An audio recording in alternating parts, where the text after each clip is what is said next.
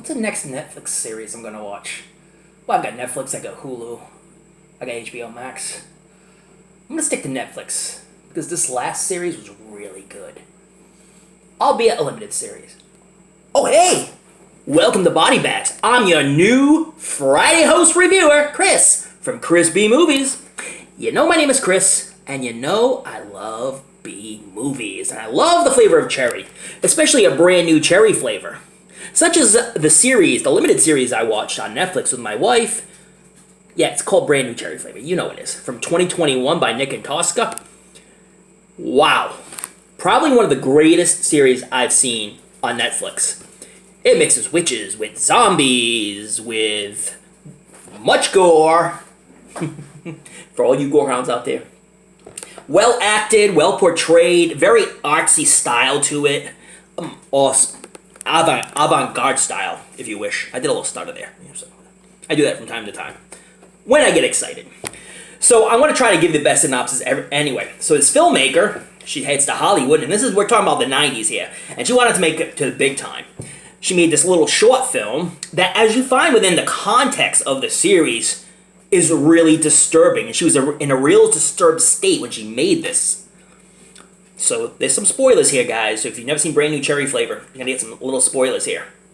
So she meets up with this big Hollywood producer named Lou Burke, played by Eric Lang. And he won Academy Awards, he had major motion pictures, and lately his luck's been running out. He's getting older and not producing as much as he used to be, and not in the limelight like he used to be, so he's waiting for this next big thing. Well, after watching Lisa's, who is that up-and-coming filmmaker, short film, he was like, I think we have something here. He's like, I'm going to make you into a huge star. People will know your name. You'll be a household name. You're going to be huge. And the only thing Lisa said, hey, that's awesome. I just want to direct my movie. So basically, he wanted to take her short that she made, and make it to a big, major motion picture. And she was willing to give her rights and everything over, only if she can direct, because, she wants to use her vision, and she feels she directs, she'll get the movie that she really wants. And that they really want. So he's like, all right, we're going to go out, and I'm going to introduce you to this big executive producer. He's done more than I have, and he's a big wig, and he's going to fund your movie, and we're going to make this huge. So when they go to the art gallery together, he kind of takes off and says, I'm going to go talk with him, and then we're going to talk. And he says, you're going to be walking out rich, and you're going to be walking out with a major motion picture. So he goes and meets with this bigwig guy who's supposed to make her picture, the next big thing, and a Hollywood production, and multi-million-dollar film. But then he comes back, and Lisa's left alone for a while, so she's wondering what's going on. So Lou comes back and says, all right, it's all set. Previous to that, he gave her a check for $10,000 saying that, I want to produce your movie. So during the course of the film, you find out that he's basically screwing her big time. And that he's going to have somebody else direct the film, and that she's just going to be left out. Because that $10,000 kind of sealed the deal that he's the producer. Now he can do whatever he wants and get the director he wants and make the picture his own, taking all the credit for it. So when she comes to find this out during the course of the series, she's friggin' pissed. But she meets up with Catherine Keener's character, Boro, who has an entourage of these zombies. And so she makes a deal and says, can you put a curse on this guy? This guy stole my movie. He has someone else directing it. I can't have my movie back. I want to put a curse on him and curse him to hell. And she's like, well, it comes with a price. You willing to pay the price? She's like, I'll do anything. So the curse is set.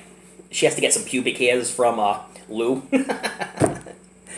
The way she gets the pubic hairs from it is absolutely hysterical, and Lou obliges totally. So once the curse gets set in, her paying her part, which means Lisa paying her part of the deal, is her giving birth to these mutant cats. Now how she gives birth to them is that she kind of regurgitates them and pukes them out of her mouth. And then every time, no matter where she is, when she keeps producing these mutant cats that she keeps throwing up out of her mouth. One of Boro's zombie entourage comes in, grabs it, and then takes it back to Boro.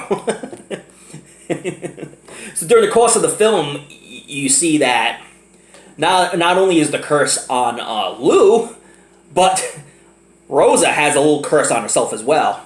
And the curse on Lou starts off with hiccups and just goes into total bizarre territory where members of his family get hurt and injured from this. And seeing all this, she's saying that Lou's not the only one that's getting cursed. It's basically his family, and she wants to stop it, but she really can't stop it because she's already put the curse in place. So through the context of this series, you're going to see if the curse gets dropped, if Lou meets his fate, if Lisa gets her movie back. There are things about Lisa that you don't know from the beginning. You think she's all innocent. But as the movie progresses and you see what happens to one of her actors when her eye gets poked out while filming her short, you find out that there's a lot more going on with Rosa than we think. I love Rosa's friends, Cody and Christine. Christine looks like, played by Hannah Levine. Hannah Levine, with the Christine character, looks like something that would come out of a David Lynch film. Just a character that would come out of a David Lynch film. She's just so random and artsy and bright blonde hair, British accent, and I just love the character of Christine. She's very avant-garde and plays a role really well.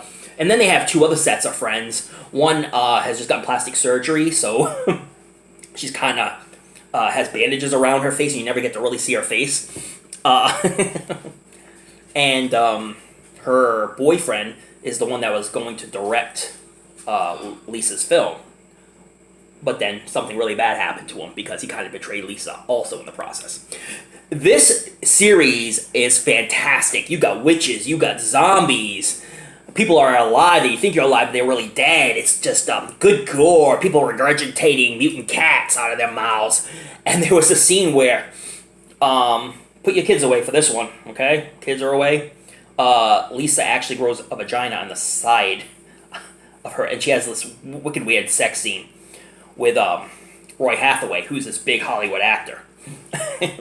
This show has to be seen to be believed. It is absolutely fantastic. Lots of good guts and gore, lots of zombies, cool little witches, and curses that will never die. Awesome series. Catherine Keener is awesome as Boro. Rosa Salazar is fantastic as Lisa Nova. Eric Lang is great as Lou Burke. Everybody's great in this. Awesome. Very random scenes that happen from time to time that just make this series fantastic. So check out brand new Cherry Flavor Netflix limited series. Check it out now. Thank you so much for watching. It's great to be here on Fridays now. Oh yeah, Fridays are my day. Crispy movie time now. So I'm just so happy to have this Friday slot. And check out all the other reviewers because there's more stuff coming. Oh yeah, Saturday and Sunday, heavy hitters coming your way. And please like if you like, subscribe to BodyBags and Crispy Movies, and I'll see you next Friday. Oh yeah, if you don't tune in, I'll put a little curse on you. So don't forget to check out those late night horror movies. Read up on your latest Fright Mags. Don't forget to tune in to another episode of the show we call BodyBags. Later.